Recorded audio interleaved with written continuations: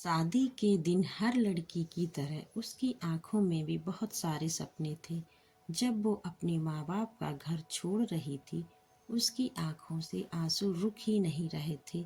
लेकिन दिल में एक उम्मीद थी कि जिस घर में वो जा रही है, वहाँ उसे बहुत प्यार मिलेगा। ससुराल पहुँचते ही सबने उसका स्वागत किया। हंसी खुशी का माहौल था। सास ने भी मुस्कुराकर कहा, अब ये घर तुम्हारा है। ये सुनकर उसका दिल खुश हो गया। उसे लगा सच में उसे एक नया परिवार मिल गया है। लेकिन ये खुशी ज़्यादा दिन नहीं टिक पाई। कुछ ही दिनों बाद धीरे धीरे सब बदलने लगा। सास छोटी छोटी बातों पर ताने देने लगी। इतनी देर से क्यों उठी?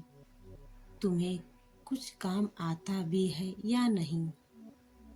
वो हर बार चुप रहकर जी मम्मी कहती और खुद को बदलने की कोशिश करती। वो सुबह सबसे पहले उठती, सबके लिए खाना बनाती, घर का सारा काम करती, लेकिन फिर भी उसे सिर्फ ताने ही मिलते। एक दिन उसने हिम्मत करके अपने पति से कहा, मैं कोशिश करती हूँ, लेकिन मम्मी मुझसे खुश नहीं होती। पति ने ठंडे स्वर में जवाब दिया, माँ सही कहती है, तुम्हें अभी बहुत कुछ सीखना है। ये सुनकर उसका दिल टूट गया। उसे पहली बार एहसास हुआ कि वो इस घर में बिल्कुल अकेली है। अब उसने बोलना ही छोड़ दिया। वो बस चुपचाप काम करती रहती और रात में अपने कमरे में जाकर धीरे धीरे रोती रहती। एक दिन काम करते करते अचानक उसकी तबीयत बिगड़ गई और वो जमीन पर गिर पड़ी। लेकिन घर में किसी ने ध्यान नहीं दिया। सास ने तो ये तक कह दिया, ड्रामा कर रही है। तभी पड़ोस की एक आंटी वहाँ आई। उन्होंने उसकी हालत देखी और तुरंत पानी पिलाया और गुस्से में बोली, ये लड़की बीमार है और आप लोग इसे नाटक कह रहे हैं। उनकी बात सुनकर सब चुप हो गए। डॉक्टर को बुलाया गया। डॉक्टर ने कहा, इन्हें आराम की बहुत ज़रूरत है, ये बहुत ज़्यादा तनाव में है।